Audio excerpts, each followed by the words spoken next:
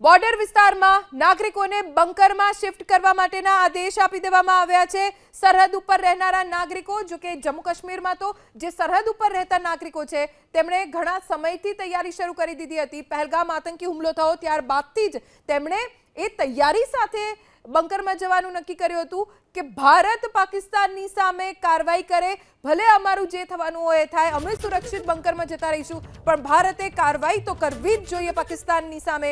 અને સરહદીય વિસ્તારના નાગરિકોને હવે સુરક્ષિત જગ્યા માટે સૂચના આપવામાં આવી છે। નાગરિકો બંકરમાં સુરક્ષિત જતા રહે તેવી સૂચના આપવામાં આવી છે, કેમ કે પાકિસ્તાન સતત સીઝ ફાયરનું ઉલ્લંઘન કરી રહ્યું છે અને એટલે જ સરહદ ઉપર રહેનારા નાગરિકોને સુરક્ષિત બંકરમાં શિફ્ટ કરવા માટે આદેશ આપવામાં આવ્યો છે।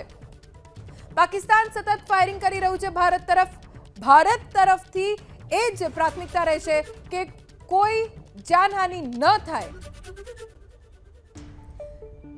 પાકિસ્તાન ભારતીય નાગરિકો ઉપર કાયર હુમલા કરી રહ્યું છે। અત્યારે જે અપડેટ મળી છે તે મુજબ પાકિસ્તાનના હુમલામાં 6 ભારતીયોના મોત થયા છે। 10 વર્ષના જીશાન ખાનનું મોત થયું છે। આ ખૂબ દુઃખદ સમાચાર। સરહદ પર રહેનારા નાગરિકોને સુરક્ષિત જગ્યાએ શિફ્ટ કરવા માટે આદેશ આપવામાં આવ્યા છે, કેમ કે પાકિસ્તાન પોતાની હરકતોમાંથી બાજ આવે એમ નથી। કાયરતાપૂર્વક અત્યારે નાગરિકોને નિશાન બનાવી રહ્યું છે પાકિસ્તાન। ભારતે પાકિસ્તાનની સામે જે કાર્યવાહી કરી તેમાં સેના સાથે કોઈ પ્રકારના ઘર્ષણ વગરની કાર્યવાહી કરી છે। આતંકવાદીઓને નિશાન બનાવ્યા છે, આતંકવાદીઓને ટાર્ગેટ કરીને ભારતે કાર્યવાહી કરી છે, પણ પાકિસ્તાન છે જે આતંકવાદીઓને છાવરવાનું બંધ નથી કરી રહ્યું। પાકિસ્તાનના હુમલામાં 10 વર્ષના અને 12 વર્ષના બાળકનું મોત થયું છે। ઝોયા ખાન 12 વર્ષની દીકરી જેનું મોત થયું છે। પાકિસ્તાનના હુમલામાં 45 વર્ષના મોહમ્મદ અકબરનું મોત થયું છે। 47 વર્ષીય મોહમ્મદ ઇકબાલનું પણ મૃત્યુ થઈ ગયું છે। પાકિસ્તાન હજી પણ સતત ફાયરિંગ કરી રહ્યું છે અને નિર્દોષ નાગરિકોને નિશાન બનાવી રહ્યું છે।